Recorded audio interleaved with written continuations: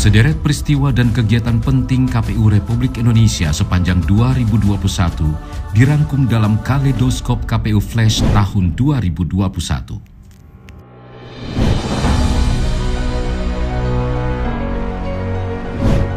Januari, torehan tinta sejarah, tepatnya tanggal 6 Januari 2021, Bernard Dermawan Sutrisno dilantik sebagai Sekretaris Jenderal KPU Republik Indonesia, menakodai Sekretariat Jenderal menyiapkan profesionalitas kesekretariatan KPU, khususnya menghadapi pemilu dan pemilihan serentak 2024.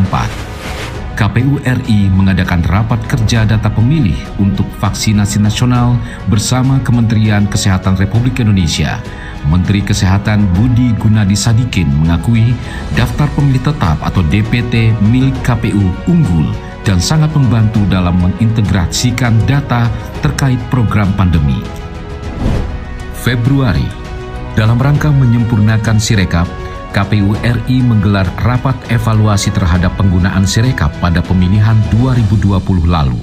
Sekjen KPU RI menekankan 4 aspek penting KPU dalam pengembangan Sirekap, yakni teknologi, regulasi, anggaran, dan sosialisasi.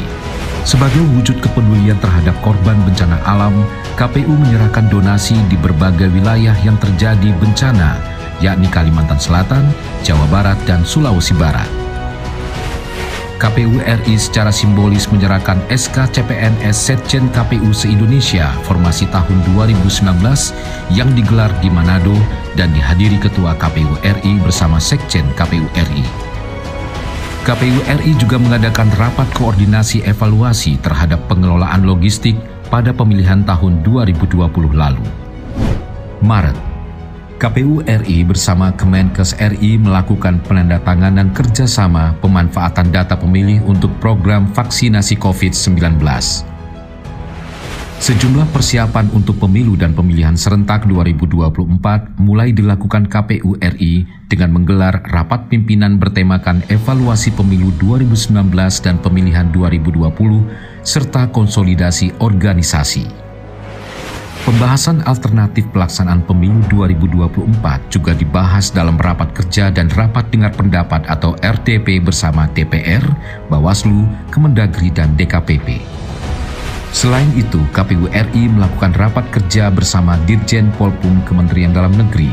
Sekjen KPU RI Bernard Dermawan Sutrisno menekankan 6 hal penting, antara lain simulasi tahapan, pemutakhiran data pemilih, sumber daya manusia, sarana dan prasarana, anggaran, serta teknologi informasi. Sekjen KPU RI juga melakukan pengambilan sumpah janji bagi PNS Sekretariat Jenderal KPU dan menekankan 3 komponen dasar, yakni integritas, kompetensi, dan literasi. KPU RI turut berkontribusi membantu penanggulangan pandemi dengan menggelar vaksinasi COVID-19 bagi pimpinan dan pegawai di lingkungan KPU.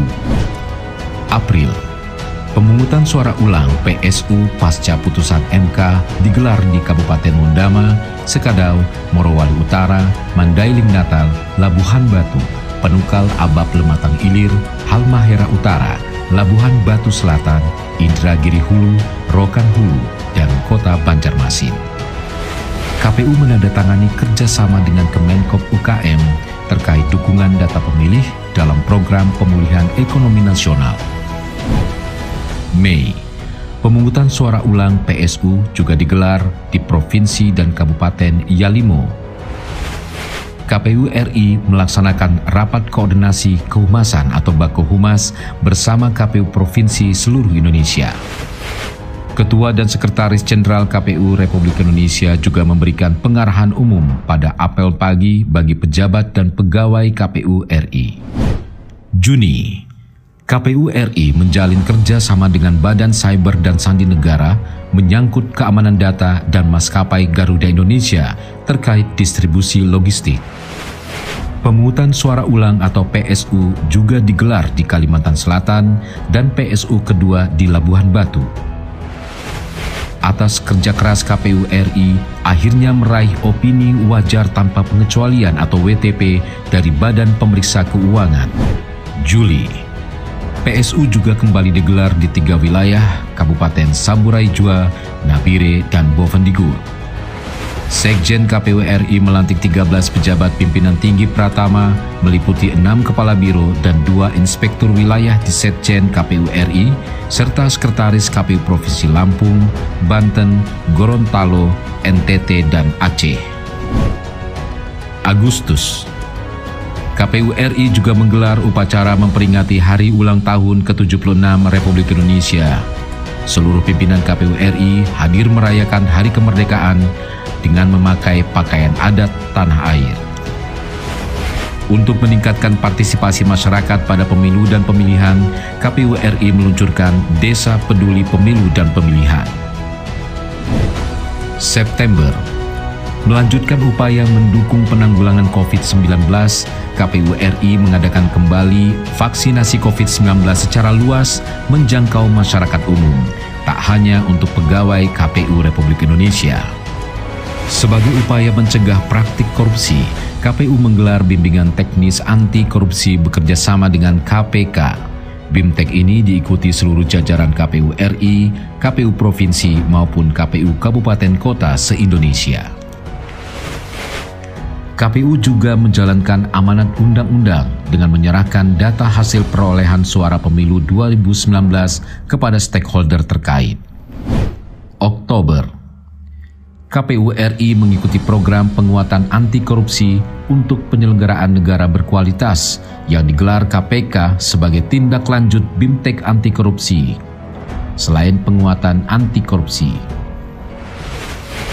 sebagai upaya penguatan PPID dan kehumasan, KPU mengadakan rapat koordinasi PPID dan workshop kehumasan KPU seluruh Indonesia.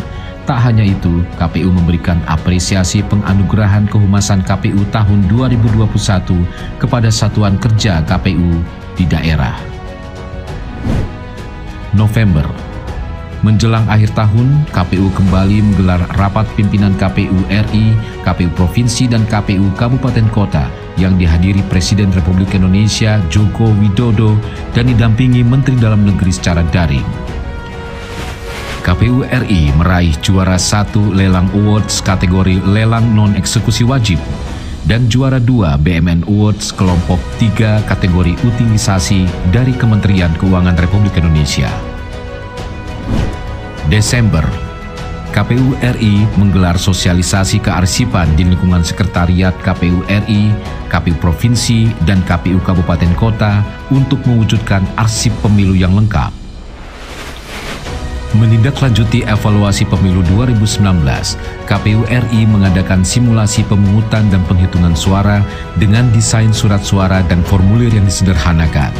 Sepanjang 2021, simulasi digelar di 3 wilayah yaitu Manado, Bali, dan Medan. KPU RI kembali menoreh prestasi di akhir tahun, mendapatkan penghargaan terbaik 1 JDIHN dari Kementerian Hukum dan HAM Republik Indonesia. Menutup serangkaian kegiatan sepanjang 2021, KPU menggelar refleksi akhir tahun dengan mengundang berbagai narasumber. Pada kesempatan refleksi ini, KPU RI juga melakukan perjanjian kerjasama dengan Kementerian Dalam Negeri, penyerahan sertifikat ISO 27001-2013, dan meluncurkan program baru podcast KPU RI.